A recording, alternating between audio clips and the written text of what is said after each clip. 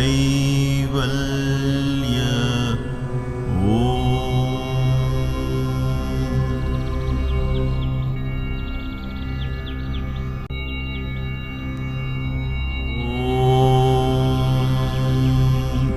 Kleem Kaivalya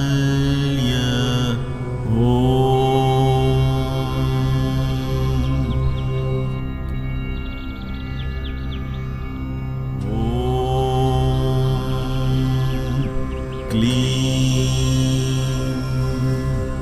Kaivalya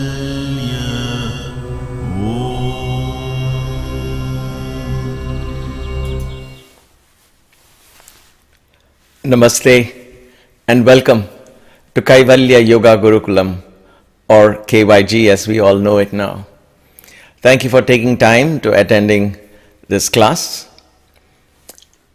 This is Kaivalya Marga class number 57. We will continue to learn the secrets of the Tillai Nataraja Temple in Chidambaram, the temple which stands as a symbol today of the sound element, the Akasha, the space. As always, with all these kind of learning, it is done with great reverence and humility, and therefore, let us begin this class with 3 Oms.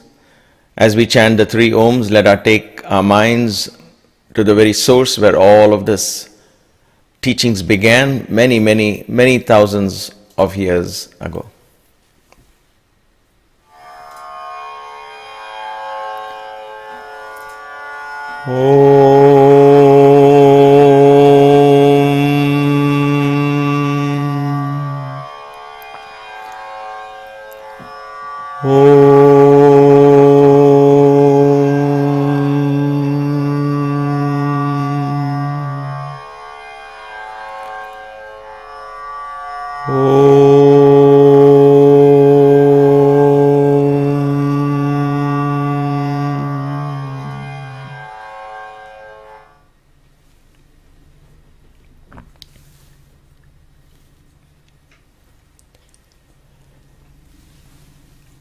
In the last class, we had talked about the origin of Nataraja, and as you can see on your screen, you would remember this delightful and charming story of how this handsome mendicant walked into the rishis' den, if you will, and wooed their wives and angered them, and when they threw the snakes at him and the tiger at him and they let a fierce demon at him, he absorbed all of them unto him and started dancing in ecstasy, wearing the crown, the Tillai leaves as his crown. Now everything is symbolic there. And I just want to touch upon it briefly before we continue, so it gives me that stream of thought where we left off last time. The idea of Bhutakasha, or the space that you and I can relate to in this dimension, in the dimension of the 5 elements. There is multiplicity here, that diversity here. It's like little snakes, all kinds of snakes. So the rishis threw at him all kinds of snakes, and they all adorned him. He put some snakes around his wrists, some around his arms, one went around his neck, and so on and so forth.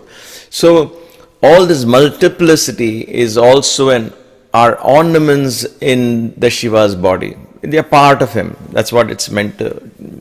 That is what meant in that symbolic story, the way I understand it. So the snakes therefore represent the Bhutakasha. And because they are close to the ground, they relate to earth and matter, and therefore it is easy to distinguish that very clearly.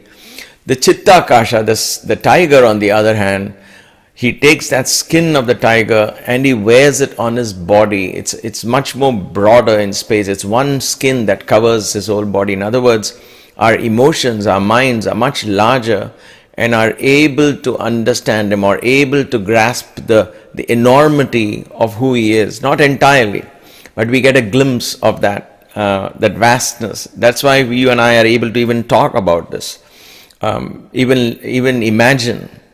Although there is a very beautiful quote which goes like this, and I believe it's anonymous, so I don't remember the author, and it goes like this: God is more truly imagined than expressed. God is more truly imagined than expressed. However, He exists more truly than is imagined. That is the beauty of that.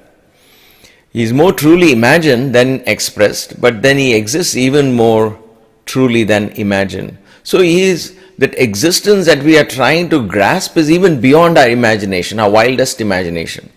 However, that doesn't stop us. So we use symbols to kind of take that leap into that unknown, if you will. So that is why Chittakasha, the tiger skin, the tiger is one tiger, but the skin, he covers his whole body with that tiger skin. So the tiger represents a broader akasha, broader space, where we can indulge in this kind of contemplation and meditation, feelings, bhakti, devotion. All of this comes under the Chittakasha. And then finally the Chidakasha, the seat of consciousness, alone can experience that. And that comes when the demon in us, that is the Sundar, has to become he's the Asura. He has to fall under Shiva, and Shiva has to only dance. There is no more Sundar. In other words, the Asura becomes, the demon becomes as timid, as soft, as gentle, like a hare, like a rabbit. Muyal. Muyalagan. Therefore, that demon gets the name in Tamil, because this temple is in Tamil. I'm going with the Tamil Puranas and the Tamil stories. He gets the name Muyalagan. He becomes as timid as a rabbit. In other words, he has no energy, no strength, nothing. He lies low, Shiva stamps on him and begins the Tandava dance. So that if we want to experience that in the Chidakasha, then the I, it's an irony, right? The I that wants to experience that infinite has to be extinguished. Then that experience presents itself, but who owns that experience? Not this I. Think about that. The I wants to experience the infinite. The I does all the effort, right? All sadhanas, everything to experience the infinite. But it cannot until it becomes Moya Lagan. And when the I, this demon that's saying, I want experience Shiva, I want this. When this demon lies low, when he surrenders completely, the I, the demon becomes a muyal. Then Shiva's dance is seen. Then the experience presents itself, but then only the experience remains. There is no owner for that experience. There is no I to own that experience. And that happens in the Chidakasha. That happens in the Chidakasha. Now it is because of this that whenever I would write a letter to Baba during my days and say I had this experience, he will come and say hysteria, adanta uddu.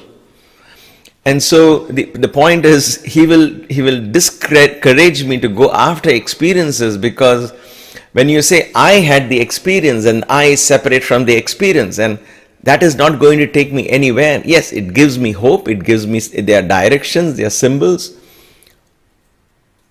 but there's nothing to celebrate too much with it.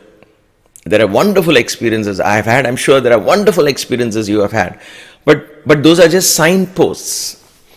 There is a great signpost. There's a lovely Google map that just updates you every second. You love the map. But the map does not represent the place. The map is simply pointing you to that place. Yes, you're going in the right direction. Or no, you're not going in the right direction. Right?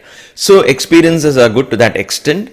But as far as I am the one who's experiencing this, that feeling is there, then you are not in the Chidakasha. Because in the Chidakasha, in the seat of consciousness, there is only experience. Asi, the is.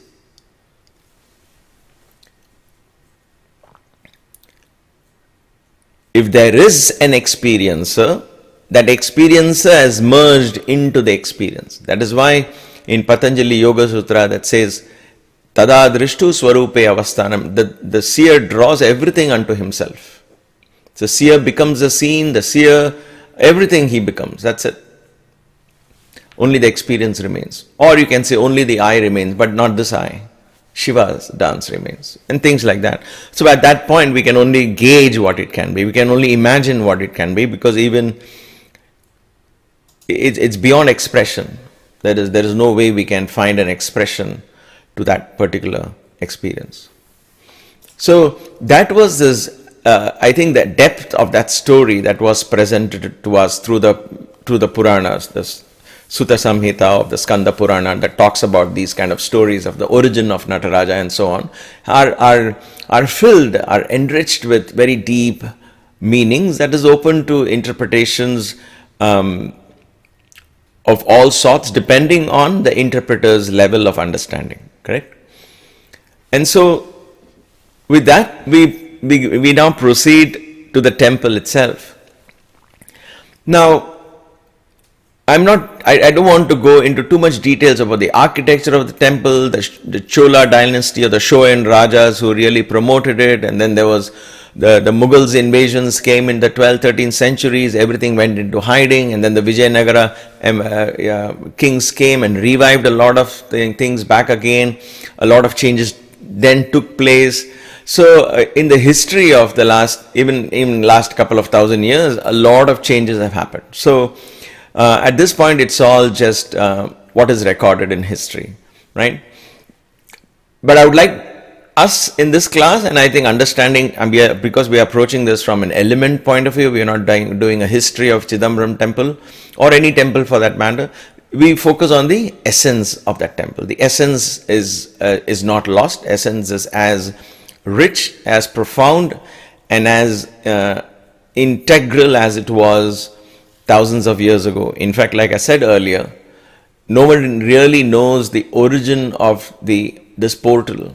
The temples were built around it. The small shrine became a larger shrine, and then more walls were built. Like I said, because of these invasions, they built it like a fort, right?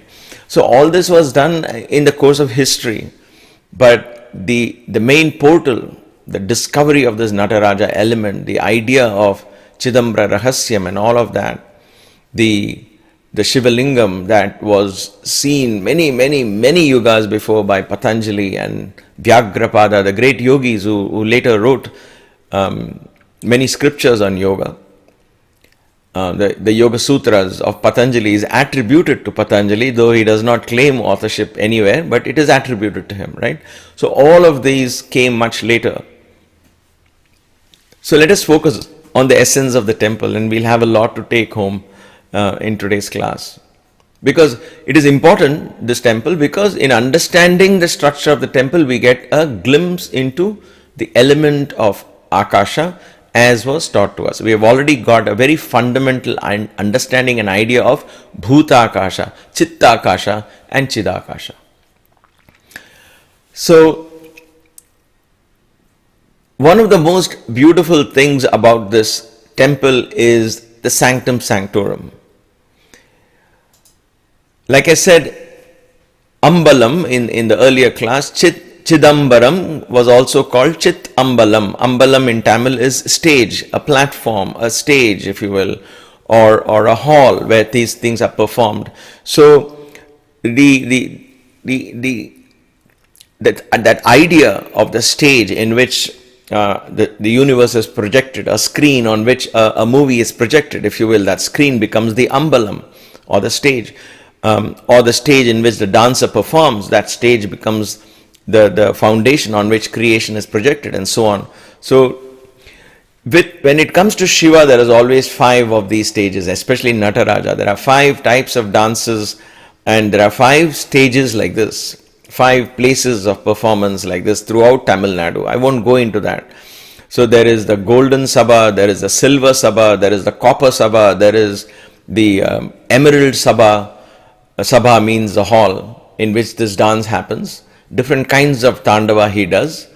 And then there is Chitra Sabha.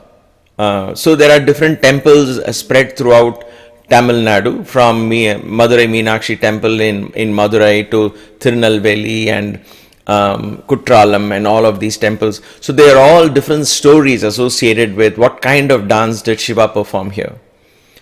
But the essence we need to take from there is 5 sabhas, 5. Now those 5 sabhas are also in this Chidambaram temple. So the idea being here is 5, the number 5. The number 5 represents the 5 elements.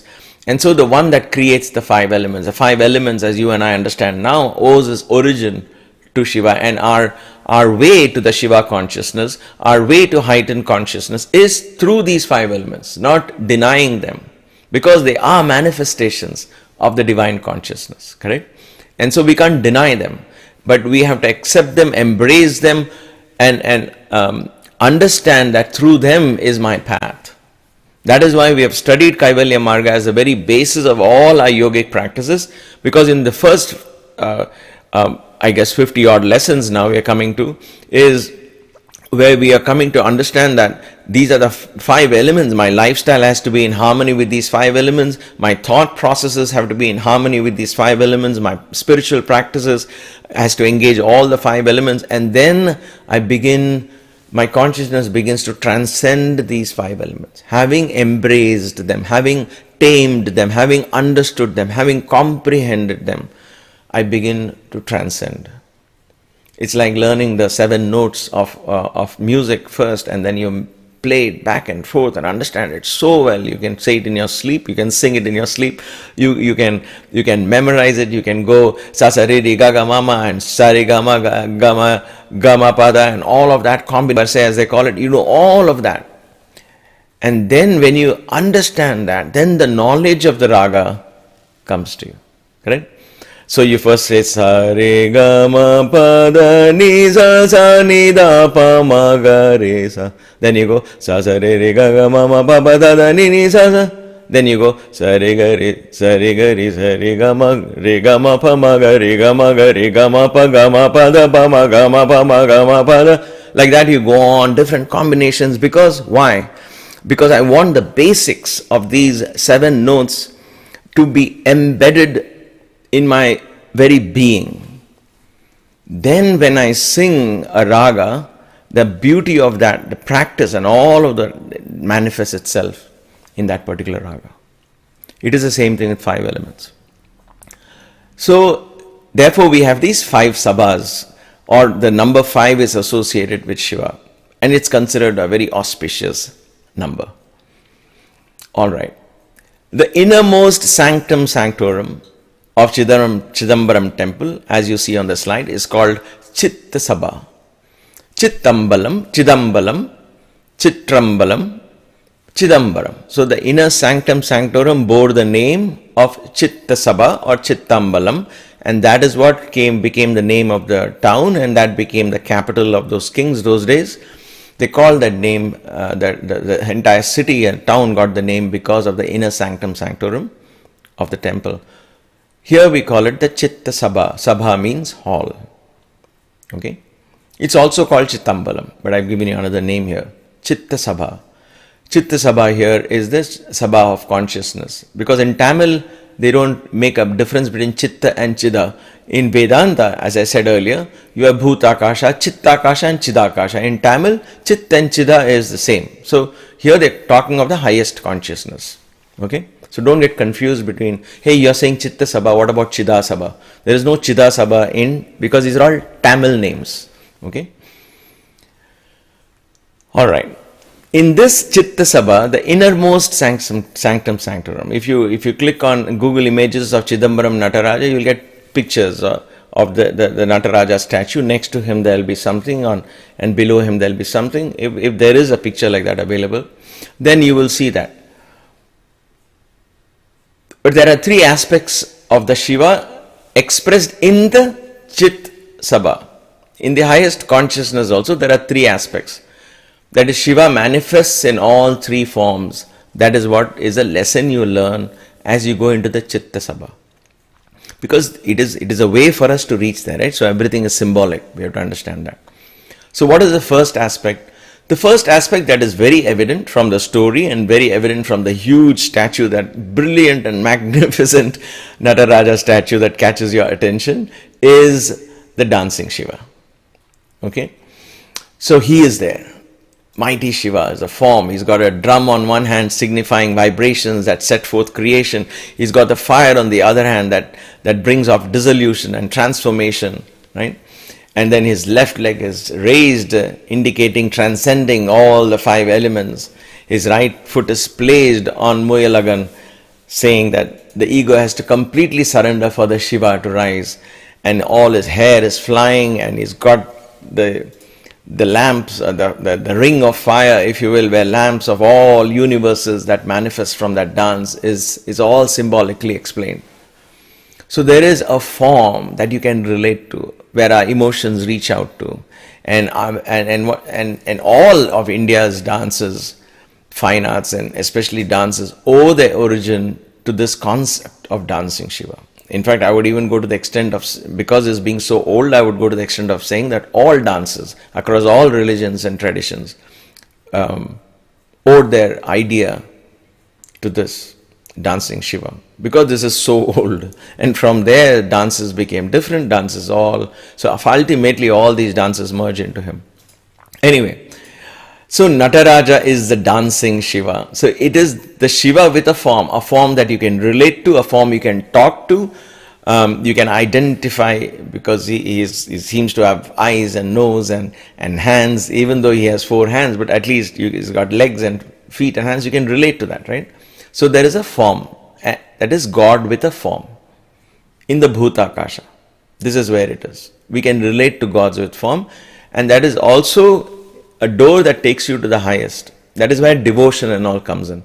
See, when I worship Krishna with a form, when I'm attached to the form of Jesus, or I have a statue of Buddha at home, whenever I see that statue, I feel peaceful. So that statue begins to trigger certain energies in me. I have a picture of Baba or a statue of Shirdi Baba and so on and so forth. If I look at that statue, I begin to converse with that.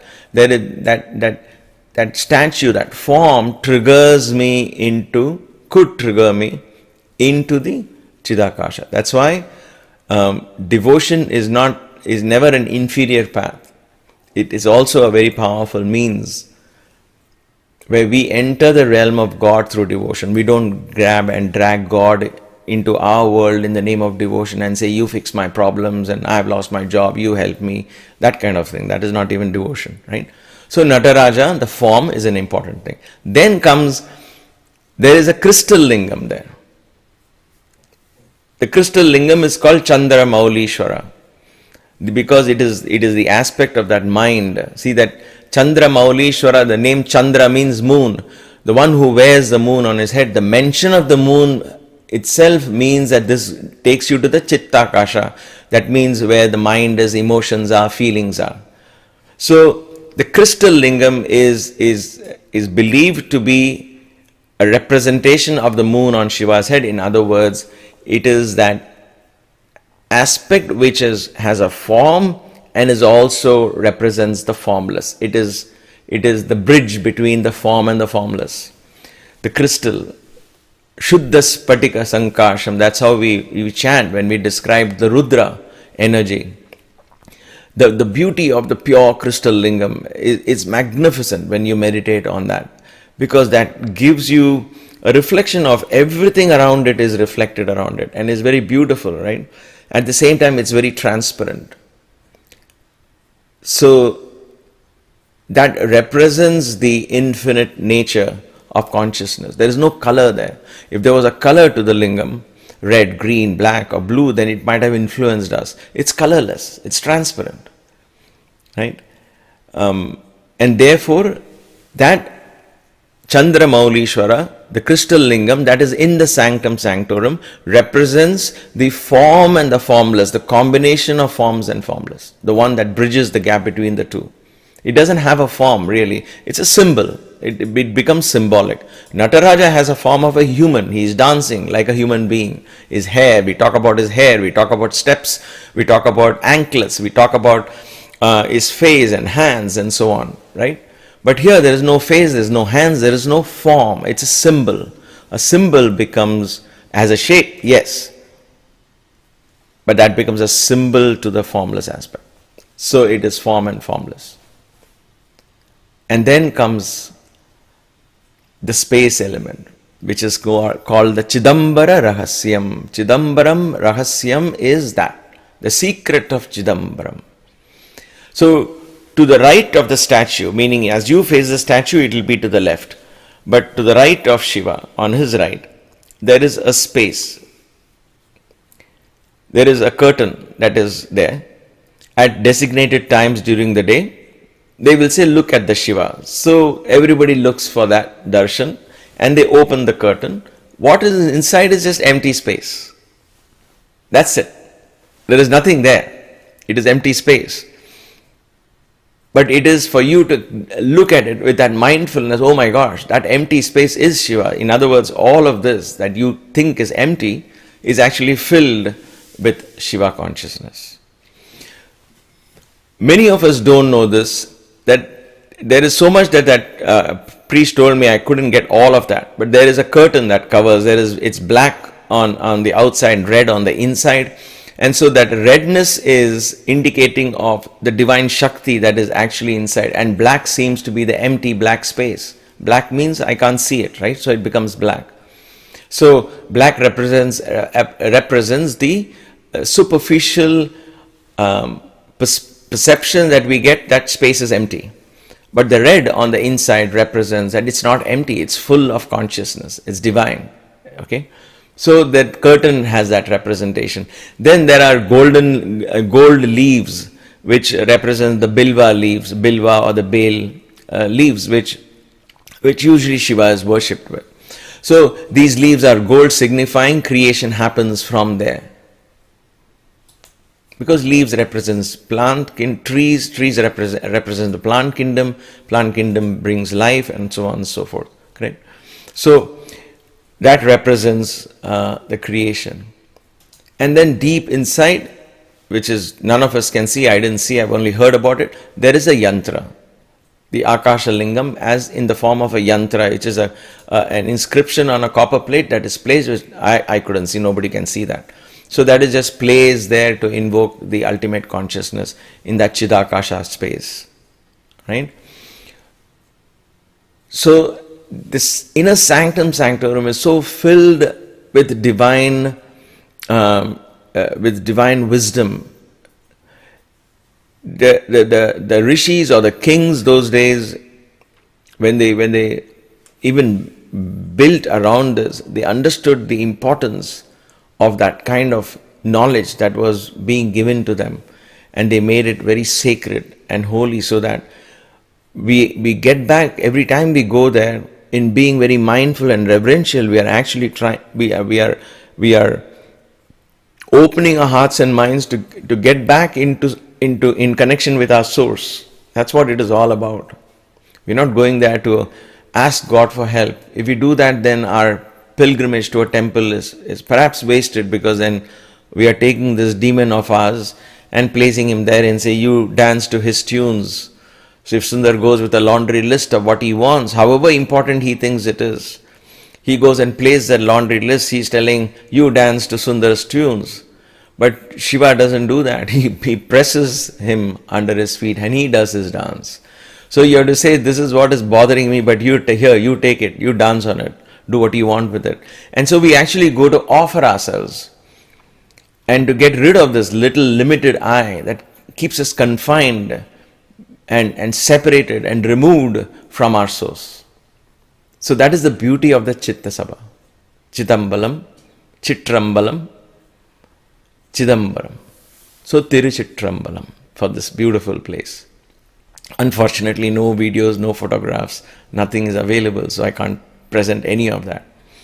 But if you do go to India, I do urge you all to visit that temple. If you give a donation and things like that, you will be taken into these places and you will have that darshan. Alright. Then just outside that, because that's a very small place, just outside that there is a second sabha. Now I told you there are 5 sabhas in this temple, as there are 5 sabhas throughout Tamil Nadu. One part of India that is predominantly Shaivite. So Kanaka Sabha, this is the second one, that just outside, where all the rituals are actually performed, because that inner sanctum sanctorum, you can't, perhaps a priest can just go put half his body in. I think it's a very small place, the way I can remember it now mentally. But then everything is, from there the lingam is brought out and all the abhishekam is done and placed back in and so on. So that place where all of this other puja will come, and when I say go and have a darshan, you pay donation and you go to Kanaka Sabha. From there you get to see this inside Chitta Sabha. Okay? So Kanaka Sabha, Kanaka means gold. The roof of this Kanaka Sabha is actually not gold, it's copper, which looks like gold, but it's copper. But for whatever reason they call it gold Sabha, Kanaka Sabha. There is again a lot of significance in Kanaka Sabha. There was so much information that I couldn't jot down. I had no pen or paper or anything that I was using, but from what little I remembered, that the roof of this Kanaka Sabha, and these are all very done by one of the kings many hundreds of years ago. It has golden tiles, and how many tiles did they use to make the roof? They used 21,600 tiles. Why 21,600 tiles? Why not 21,700? Because in the yogic path, as per the yoga scriptures, it is believed that an average human being breathes 21,600 times a day. The number of breaths that we take in a day, one exhalation, one inhalation is one breath, right? That one cycle of breath, we take 21,600 times. You could see it for yourself, but anytime you notice, when you start observing your breath, you slow it down. But generally, if you notice, so I just put that calculation for your benefit, for everyone's benefit. So you do 15 times, in a second, in a minute, 15 times in a minute into 60 into 24 hours, you will get 21,600 times. Okay? So I put 60 minutes. I should correct that. Let me correct that right now because it will leave a wrong impression. Into 60 it becomes. So I'll just keep it like that, just for information. So it's 15 into 60 seconds. In a minute, we breathe about 15 times. And how many minutes are there in an hour, and how many hours are there? And thus you multiply that, you will get 21,600 tiles. So it represents that. They went into every detail of this. Then they go into 72,000 nails to nail these 21,600 tiles on the temple roof. 72,000 nails. Why? Because again, back to the yoga scriptures, they talk of how many nadis are there in our body. We only touched, in the Vayu element, we only touched about maybe about 14 nadis or much lesser. But there are more. There are 72,000 nadis in the body. Somewhere in history we have lost all of that scriptures which has all those names. We lost it. But it doesn't matter. We still have the main ones that we require. Ida, Pingala and Sushumna, the three main important ones. Right? And therefore you have 72,000 nadis. So the 72,000 nails were used to keep these in place. It's fascinating, right? So every single aspect of that temple is symbolic. In fact, almost all temples bear this. You go to one temple, you can spend at least 2 weeks doing research on that temple because every pillar is unique. It was never mass manufactured. Every pillar has a different energy. One of the priests told me that when they put the pillar, according to the energy of the pillar, they will create a yantra, a special copper, a design plate, and they will chant mantras, activate that and put it below the pillar and fix the pillar. So he told me, when you go to a temple, you want to sit and lean on a pillar, don't think you're choosing the pillar has allowed you to come to him, come to that pillar. And so that pillar's energy is tuned into you at that point. So it's very fascinating and very mystical, of course, to think on those lines. But every pillar in almost every ancient temple in India has a significance. Every artwork on the walls has significance. And so it is with the Kanaka Sabha. And then the one thing that really touched me as we went were the 5 silver steps connecting to the Chitta Sabha. So Chitta Sabha is like the inner sanctum sanctorum. Then there are 5 small steps that come out. And then Kanaka Sabha. The 5 small steps represent, again, see 5 silver steps connect the Kanaka Sabha to the Chitta Sabha. What is that 5? So on the steps there is these inscriptions telling you what is it that takes you from Chitta Sabha to Kanaka Sabha. What will take you there? What do you think will take you there? And here is the greatest secret, and we'll come back to this, not in this class, we'll come back a little later to this when we understand sound even more better. And that is Shivaya Nama, Namah Shivaya. Shivaya Nama, Namah Shivaya. Or Shivaya Nama, Namah Shivaya. You will notice that I mentioned Shivaya. This is a mantra, the Panchakshari mantra. Pancha Akshari, 5-lettered mantra. Namah Shivaya or Shivaya Nama. Either way, you say it. Now, you notice that I say chi, not she. Now, in Tamil language, there is no sh, letter sh is not there. And so, it being the oldest, the mantra originated in this form, Namah Shivaya. Then Sanskrit came and modified that, but that's more of a allophone, if you will. In other words, it doesn't really, the linguistic change doesn't change anything in that mantra. The sound element is in ch and sh, it doesn't change the energy pattern of the mantra, right? So you can say Namah Shivaya, Shivaya Namah, Shiva Shiva Shiva Shiva Shiva, like in Tamil, or you can say Shiva Shiva Shiva Shiva, Namah Shivaya, Shivaya Namah. So in Sanskrit it is Shiva, in Tamil it becomes Chiva. Chiva Yoga, that is what Tirumular calls it, Chiva Yoga. Okay? And I'll say why that word chi is so powerful. So don't discredit it as one particular language in somewhere in the south they came up with. No, it's a very primordial sound. So let us see that. The letter chi, from which she came. Okay, so let us go to the source from which even she came of Shiva. Okay, chi. So chi is the latent primordial. We talked of prana, we talked of energy. Chinese even now they call that original primordial energy the chi, energy of chi. So chi, Shiva, chi, that chi means that primordial energy, which is latent in every individual, in every being, every source of the universe, in everything that chi is there. And that chi breaks forth and comes and manifests itself.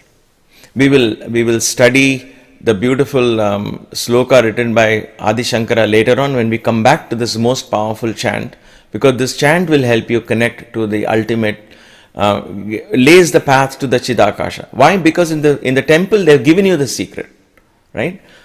From the Kanaka Sabha, where you do rituals and you do all your sadhana and your prayers and everything, whether you do yoga, meditation or service and all of that in Kanaka Sabha, the golden hall. But from there to go to Chidakasha, you need 5 steps. And that they give you through sound. And those sounds are Shivaya Nama, Namah Shivaya. So what each of this means, we'll explore it further, a little more detail. But because I mentioned that, I can't not respect that. And so therefore, out of respect and reverence, I want to pause and say, how powerful is this? So let's get a glimpse of this enormous power. Okay. Then Va is the Shakti principle that begins to flow, that is constantly moving. Shakti is never steady, she is moving. It's called the Vashishta energy. That is why in the Shiva Panchakshari sloka there is Vashishta Kumbod Bhava Gautamaya. There is a composition by Adi Shankara which we will study, will give us a better idea of this. Okay, Vashishta Or Vaishwanara, when Krishna said, I am the Vaishwanara, I am the energy principle right in the center of your whole body, right in the center, in your belly.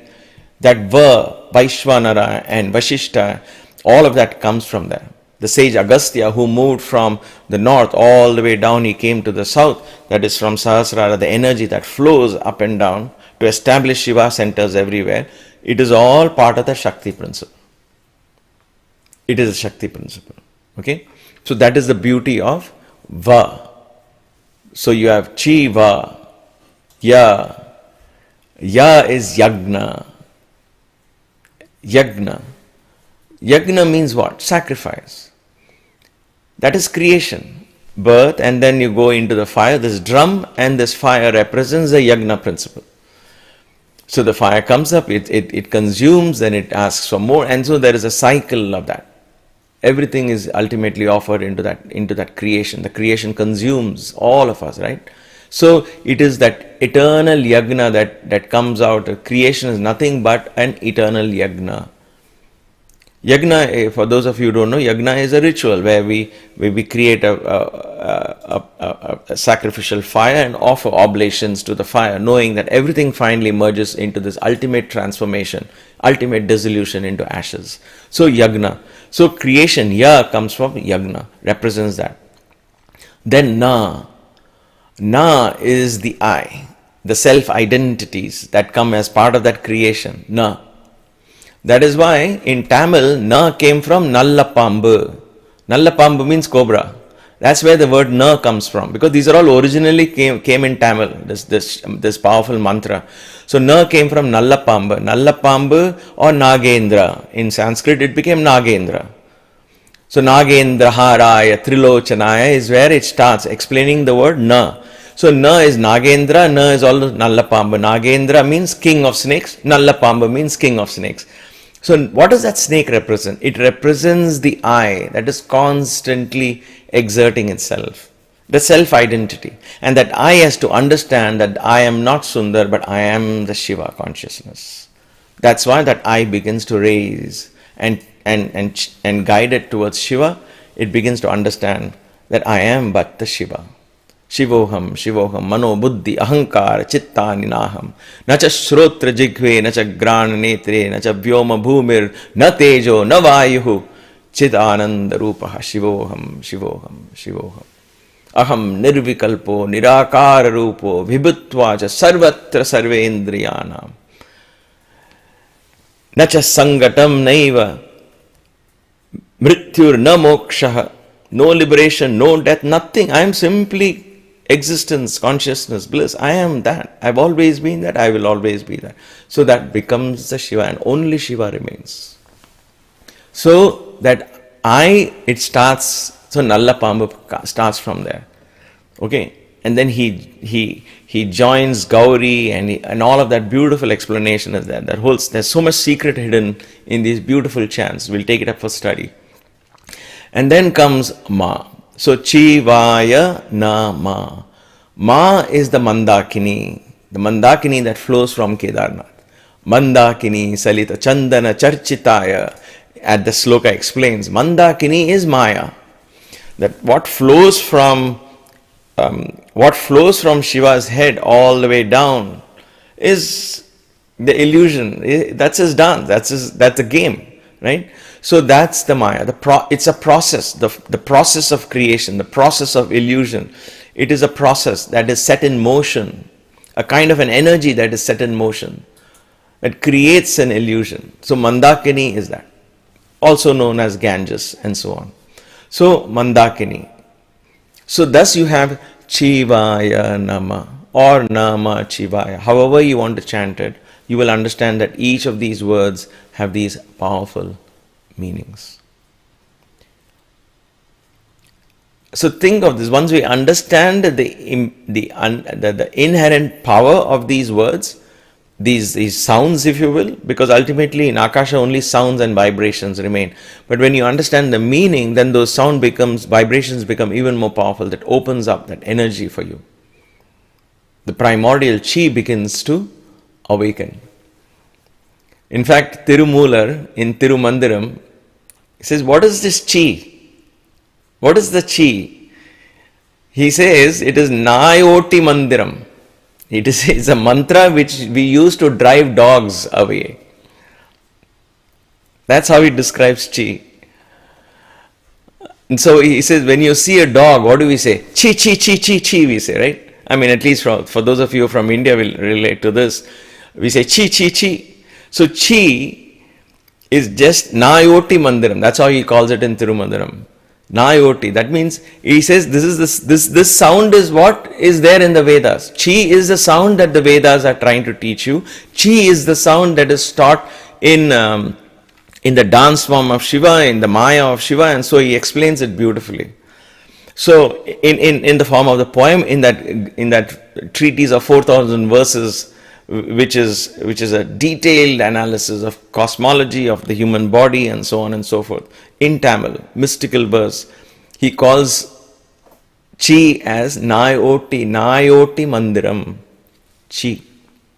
It is that chi, when joined with va, it becomes Chiva, and that Chiva is Shiva and Shakti together, and that Shiva and Shakti together manifest everything that we see around us. This Ya, Na, Ma, all that comes from Chiva. So Chiva is the basis. So it's a very fascinating concept, a concept that ultimately takes you to the idea of oneness. So I hope you found this interesting, because I find this very fascinating. When I take up to chant this mantra, it just stops me and I really slow down, because each time I focus on only one of the letters. Even though I say Namah Shivaya, I take one of the letters and focus only on the Na for some time, then Ma for some time. Though I'll be saying the whole mantra, I'll take one letter to focus on, because it's such a fascinating concept that has been handed out to us, and a mantra that is not complicated. It has only 5 letters. And then there are 8 letter powerful mantras. There are 16 letter powerful mantras, all very simple. We'll touch upon all of that. When you have Om Namo Narayana, and you have Hare Rama, Hare Krishna, and 16 lettered powerful mantra. You have a 12 lettered mantra. And so we will touch upon that as very important sound patterns that explode our consciousness into the Chitta Sabha, into the Chidakasha. But when we came to Silver Steps, I thought I had to pause and explain this. So we had Chitta Sabha and Kanaka Sabha, and very briefly I'll explain the others, because there is not really much to explain other than hearsay and what I heard. So there is Nritya Sabha, which I found very fascinating. I think it has about 50 pillars or so. That is kind of opposite to the Chitta Sabha. So Nritya Sabha was fascinating because somewhere from down under, let me put all these points so I don't forget anything. So somewhere from down under, it seems to have 2 big wheels. It's like a chariot drawn by horses. And then when you go deep inside, you find lions and like sphinx all around. And then inside there is this beautiful dancing Shiva. And that Tandava, as explained to me, was Urdhva Tandava. Urdhva Tandava. So the story goes like this. Shiva and Kali assumes that form to kill certain demons, and then she is in that ferocious state, uncontrollable. That means the left side has gone uncontrollable, and in order to control that, Shiva raises his right leg straight up. Because he challenges Kali, come on, dance with me. And then Kali says, I can defeat you, I can do everything. And so he dances and she dances, and then ultimately Shiva raises his right leg straight up. And as a woman, she cannot do that. And therefore, suddenly she realizes, oh gosh, I have to calm down. She realizes who she is, and therefore she comes back to a state of balance, and there is harmony established again in creation. So there is a deeper meaning in it.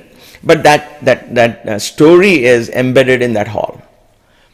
It's a story of Shiva and Kali. And that story finds its place in other temples as well.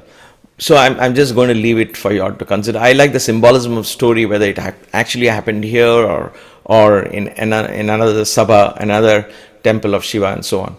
But the Tandava he does outside there is called the Urdhva Tandava, where up, the leg goes up, fully up, straight up. Okay, so that was the hall where they say it was done. So there is a statue of Shiva carved there. very exquisite, beautifully done pillars having drummers, all music, dance all over the place. So that is called Nritya Sabha. Nritya Sabha or Natya Sabha, Nritya Sabha, all of these are names of that Sabha. That means that hall of dance. It's called the hall of dance. Yes. Then comes Deva Sabha. Oh, sorry. Then of course this is also symbolic of the Tripura Samhara Murti. There is that the Shiva is considered. Why was that chariot? Why was it in a chariot? Because he says in that dance, he dissolves all the three. Tripura is three cities. What are the three cities? The three qualities. Rajas, Sattva and Tamas. Right? He destroys all the three states of time and everything. Past, present, future. Everything is dissolved and he takes off in his chariot to the entire Sabha and him and all of that. Along with all the dancers, he goes off back into that Chidakasha. So there is an element of chariot there, that it is not stationary. This dance is not stationary. The whole stage is not stationary. Everything is going to finally move with the horses. So the priest explained the horses are the Vedas, the chariot wheels are the sun and the moon, in other words the cosmos, and all of the dance is part of that and so on. So all of these are open to our interpretations, I think. And then comes, okay, so that was Nritya Sabha. And then comes the Deva Sabha. Deva Sabha is the hall of gods. Just a big hall. And what they do now is, nobody really knows when and how this Sabha was constructed, but it's called the house of the god, the hall of the gods. So what they do now is at festival times, they will bring certain, in every Indian, South Indian temple, I shouldn't say every, but most of the South Indian temples, the ancient ones at least, they'll have the main statue which doesn't go out of the temple. But then they will have another statue that represents the main statue, and they will take that statue and place it out of the temple, or they take it around the city. They'll say, let the god come and bless all the homes in the city. And so that's like more of a tradition there, a beautiful tradition. So in the Deva Sabha, during festival times, they will bring certain statues and idols of all the gods, Shiva, his son, Ganesha, and his other son, Murugan. All of them, they will do ceremonial worships and things like that. Or they sometimes, every year, they perform the wedding of Shiva and Parvati. So all of that happens in the Deva Sabha. So where public can come and see and so on. Okay, so that is the Deva Sabha. And then the last one is the Raja Sabha, which the kings built. It is believed that the kings built it so that when there were coronations of kings and the princes, and the kings had to do certain worship, they will come and do it at that Sabha. There is 1,000-pillar temple, so the whole community, the whole village, the whole town will gather. So it's a huge hall with 1,000 pillars. Now, 1,000 pillars temple, this is not the only one. There are at least a dozen temples, all built at least 1,000 years old, if not much more, in South India alone. So it's not uncommon to have temples. Each pillar here again is very exquisitely done. It's hard granite. And my mind just swirls in amazement to see what kind of dedication that king must have had to follow through and build that temple to completion. What kind of handiwork and what kind of strict discipline would have gone through to make it happen, because how many rocks would have had to be bought? How did they transport these rocks? How did they build them? And how each of those gopurams is 7 stories high, 30 feet, 40 feet, 60 feet high. Each one, right from top to bottom, is exquisitely done. Right? It's fascinating. But then when you see none of that compromised, there was no excuse to compromise on the essence of what that temple represented. There are 9 entrances to the Chitta Sabha. I forgot to mention that. 9 entrances, just like there are 9 entrances into the human body. So like that, everything has very powerful significance, carefully crafted and brought out in the form of amazing architecture for you and I to progress in our spiritual path. That is the beauty of this. Let me come back to myself. So, I hope you found this class useful. We shall see how the divine guides us from this class on. But I taught this understanding of the Chidambaram temple and being introduced to this Shivaya Nama mantra on this holy occasion of Ganesh Chaturthi. There is the Chaturthi during the cycle of the moon. It's a very, very nice holy period. So I thought I won't miss a chance to at least talk about it and launch it into the space, if you will. So thank you as always for your patience. Let us end this class with one Om and 3 Shantis. And we continue learning this as we go on.